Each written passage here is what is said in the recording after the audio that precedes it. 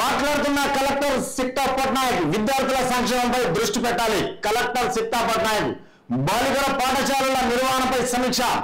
హన్మకొండ జిల్లాలోని 9 జిల్లాల్లోని అన్ని గురుకుల పాఠశాలలు, కళాశాలలు, సంక్షేమ వసతి గృహాల విద్యార్థుల సంక్షేమంపై ప్రిన్సిపల్, సంక్షేమ అధికారులు ప్రత్యేక దృష్టి పెట్టాలని జిల్లా కలెక్టర్ సిక్తా పట్నాయక్ సూచించారు.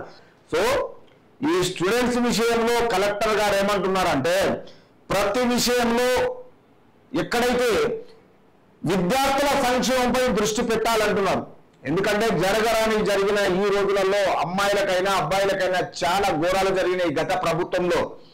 ఈ ప్రభుత్వంలో ఎంత జాగ్రత్త పడాలంటే తల్లిదండ్రులు నిరుత్సాహపడుతూ చాలా పిల్లల ప్రాణాలు కోల్పోవడం జరుగుతుంది. కాబట్టి ఈ విషయంలో పిల్లలను జాగ్రత్త పరిచి ప్రతి రూమ్కు కెమెరాలు పెట్టి వాళ్ళ ఆరోగ్య బాధ్యతలు చూసుకొని వాళ్ళ చదువులు 24 గంటలలో వాళ్ళు నిద్రపోయే టైం వదిలిపెట్టి బ్రహ్మాండంగా చదువుకొని 100% ఉత్తీర్ణత కావాలని కలెక్టర్ గారు అన్ని విధాల స్టాఫ్ కు కోరడం జరిగింది.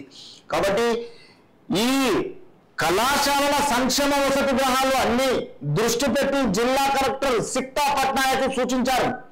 శుక్రవారం మొత్తం కలెక్టరేట్లోని కాన్ఫరెన్స్ హాల్లో జిల్లాలోని ఎవరైనా ఎస్సీ, బీసీ, మైనారిటీ, ఎనీవన్ కాబట్టి పిల్లల విషయంలో చాలా జాగ్రత్త పడాలి. గత ప్రభుత్వం లేక కాంగ్రెస్ ప్రభుత్వంలో చేస్తే ఈ రోజు రేవంత్ సర్కార్ ఒప్పుకోరు. కాబట్టి ఈ విషయంలో అందరూ జాగ్రత్త పడి ప్రతి స్టాఫ్ పిల్లలకు సహకరించాలి, స్టూడెంట్స్ కు. ఎందుకంటే ఈ రోజు మనము కోల్పోవడము, పిల్లల జీవితాన్ని కోల్పోవడము చాలా దురదృష్టకరం. కాబట్టి జాగ్రత్త పడి అన్ని పాఠశాల, కళాశాల, కస్తూర్బా బాలిక పాఠశాలపై నిర్వహణపై సమీక్ష వేషాన్ని నిర్వహించాలి. కాబట్టి ఈ సమావేశంలో కలెక్టర్ మాట్లాడుతూ ఇలాంటి అవాంఛనీయ సంఘటనలు జరగకుండా జాగ్రత్త పడాలని సూచనలు ఇచ్చారు. కాబట్టి ఈ వసతి గృహాల సంక్షేమ అధికారులు, గురుకుల విద్యాలయంలో పనిచేసే సిబ్బంది కూడా అంకిత భావంతో పనిచేయాలి.